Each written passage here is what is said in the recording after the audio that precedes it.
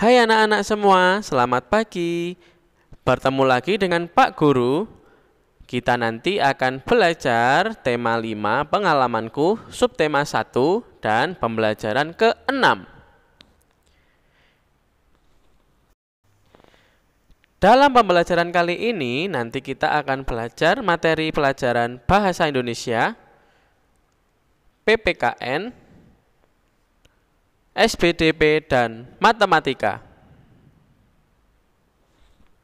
Nah, anak-anak semua, langsung saja kita mulai pembelajaran 6 pada hari ini. Semangat belajar ya anak-anak. Sepupu Benny datang dari kampung. Benny senang dikunjungi saudaranya. Benny dan sepupunya saling berkunjung. Benny selalu menjaga kerukunan antar keluarga. Sikap ini contoh perilaku sesuai sila ketiga Pancasila. Sila ketiga Pancasila, salah satu contohnya adalah menjaga kerukunan dengan orang lain. Yang kedua, bisa juga kalian saling bergotong royong. Yang ketiga, kalian bisa bantu-membantu dengan orang lain. Yang keempat, upacara bendera juga termasuk kegiatan yang mencerminkan pengalaman sila ketiga Pancasila. Coba kalian lihat gambar Benny dengan kakaknya ini. Benny sedang menulis namanya di sebuah kaca waktu sedang hujan. Mereka tertawa dan bercanda bersama-sama. Itu termasuk pengamalan Pancasila sila ketiga karena mereka rukun dan bermain bersama. Anak-anak semua harus hidup rukun. Rukun dengan teman, rukun dengan anggota keluarga, rukun dengan tetangga. Hidup rukun merupakan contoh perilaku yang baik. Hidup rukun sesuai sila ketiga Pancasila.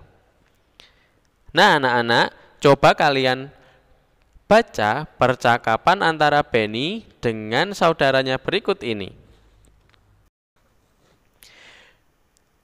Saudara Benny berkata, "Benny, aku punya tugas dari guruku. Aku ingin mendiskusikannya denganmu. Diskusinya selama libur di sini saja ya. Hidup rukun antar anggota keluarga. Ini contoh yang baik. Contoh ini sesuai sila ketiga Pancasila ya. Adakah contoh lainnya?" Benny pun menjawab, "Kebetulan sekali, aku baru mempelajarinya. Selain itu, ada contoh lainnya, seperti yang pertama, mengutamakan kepentingan keluarga. Yang kedua, tidak memaksa kehendak. Yang ketiga, saling menyayangi, saling menolong, saling menghormati, dan saling menghargai. Juga gotong royong di antara anggota keluarga. Yang terakhir, yang keempat, menjaga dan memelihara harta benda keluarga." Nah, itu semua tadi adalah contoh dari pengamalan Pancasila sila ketiga. Nah, anak-anak semua, berikut ini ada 6 gambar. Kita kerjakan bersama-sama, kita centang pada gambar yang mencerminkan pengamalan Pancasila sila ketiga. Dan kita beri tanda silang pada gambar yang bukan merupakan pencerminan pengamalan Pancasila sila ketiga. Kita mulai dari gambar yang pertama.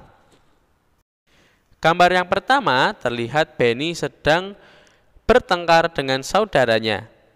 Ini tidak termasuk pengamalan Pancasila sila ketiga.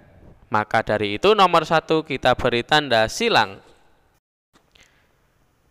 Gambar nomor 2 adalah gambar Benny sedang mengangkat buku bersama-sama dengan temannya. Kegiatan ini merupakan kegiatan gotong royong, sehingga kegiatan nomor 2 ini termasuk kegiatan pengamalan Pancasila sila ketiga. Gambar nomor 2 kita beri tanda centang. Kita lanjut ke gambar nomor 3. Gambar nomor 3 terlihat Benny sedang bergotong royong dengan saudaranya. Mereka menyiram bunga bersama-sama. Kegiatan bergotong royong termasuk pengamalan Pancasila sila ketiga. Maka dari itu, gambar nomor 3 kita beri tanda centang. Kita lanjut ke gambar nomor 4. Gambar nomor 4 adalah Benny bersama dengan keluarganya. Mereka makan bersama-sama. Kegiatan itu termasuk pengamalan Pancasila sila ketiga karena mereka hidup rukun dengan cara makan bersama-sama.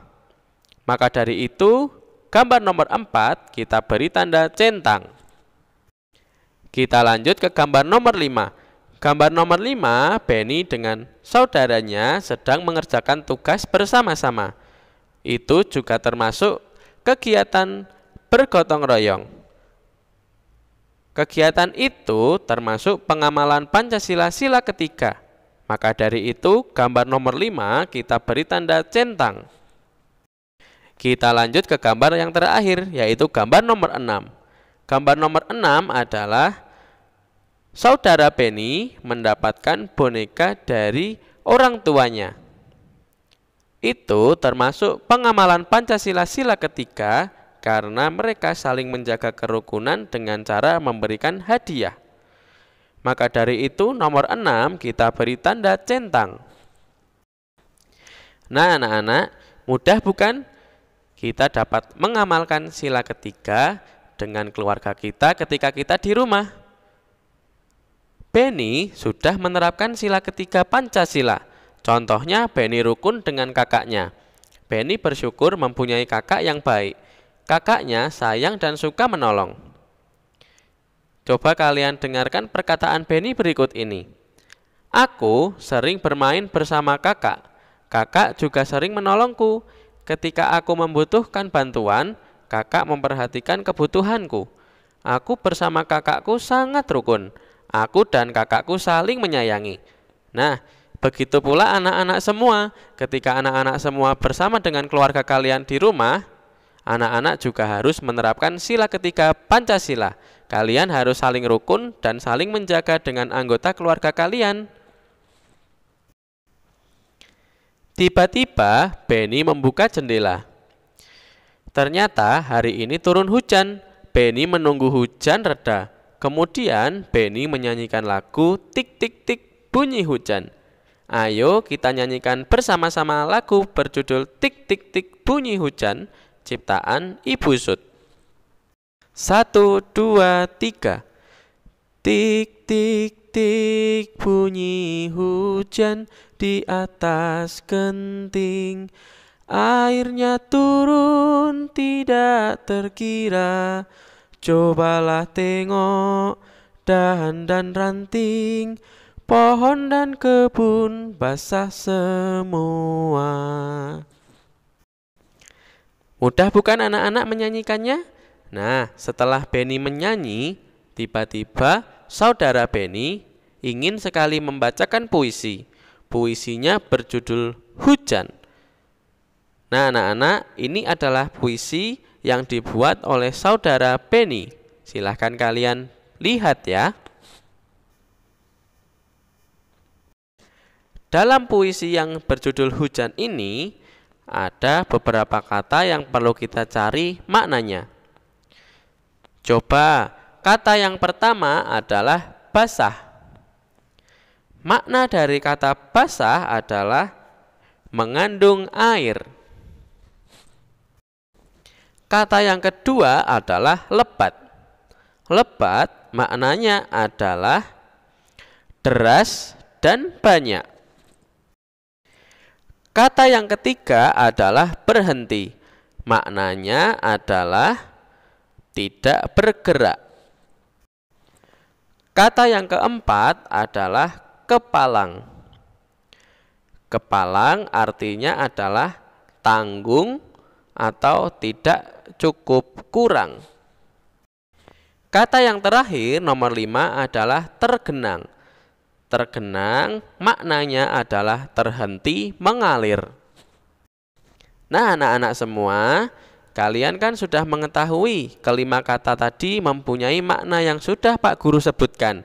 Sekarang ujilah pemahamanmu, kerjakan latihan berikut ini. tuliskan huruf yang masih acak itu, susunlah menjadi sebuah kata yang utuh sehingga mempunyai makna pada kotak berwarna ungu.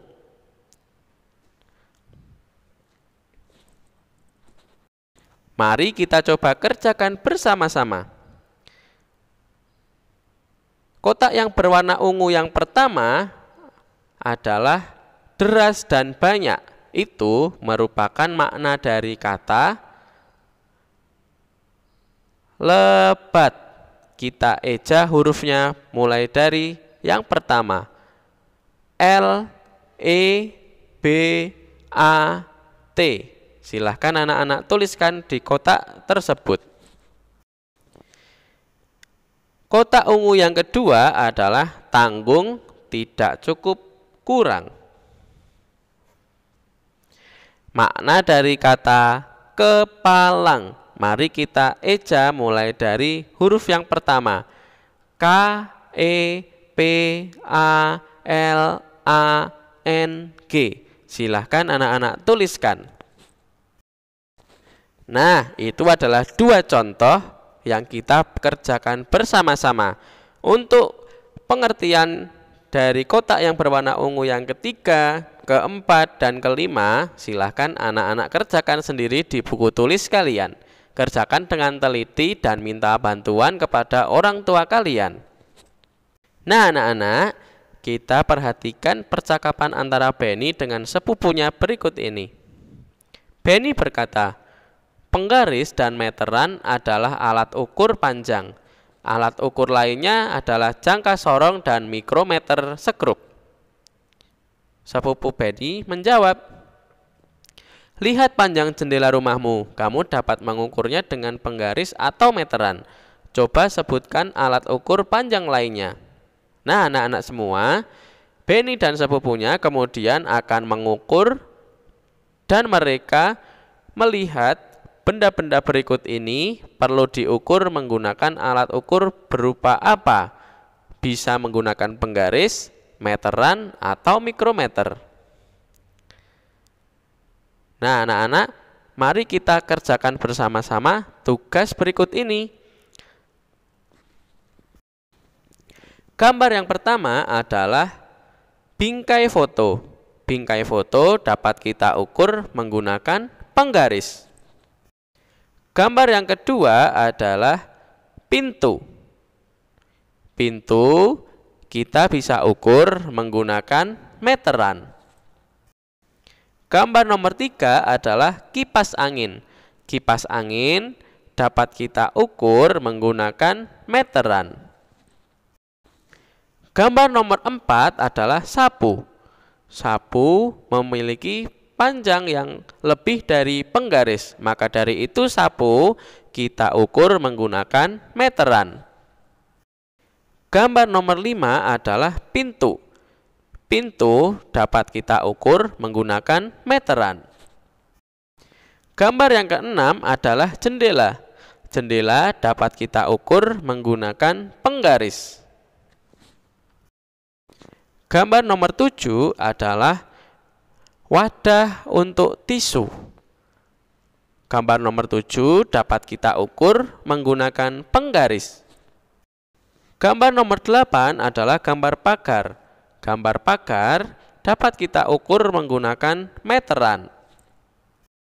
Nah anak-anak semua, untuk tugas kalian di rumah, coba kalian ukur 5 barang yang dapat diukur menggunakan penggaris.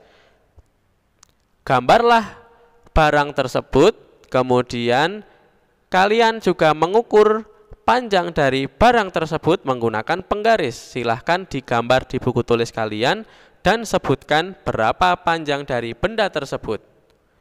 Tuliskan di buku tulis kalian. Apabila kalian mengalami kesulitan, boleh kalian bertanya kepada kedua orang tua kalian, atau kalian juga boleh meminta tolong kepada kakak kalian. Nah anak-anak, cukup sekian pembelajaran kali ini. Semoga anak-anak semua dapat belajar dengan rajin dan kalian juga dapat menjaga kesehatan kalian dimanapun kalian berada. Ketika kalian akan bepergian keluar rumah, jangan lupa memakai masker dan membawa hand sanitizer. Kemudian anak-anak juga ketika pulang ke rumah, cuci tangan dan jangan lupa membersihkan kaki serta tangan kalian. Tetap jaga kesehatan dan jaga protokol kesehatan kalian ketika di mana saja, dan semangat belajar dimanapun kalian berada. Sampai jumpa lagi anak-anak.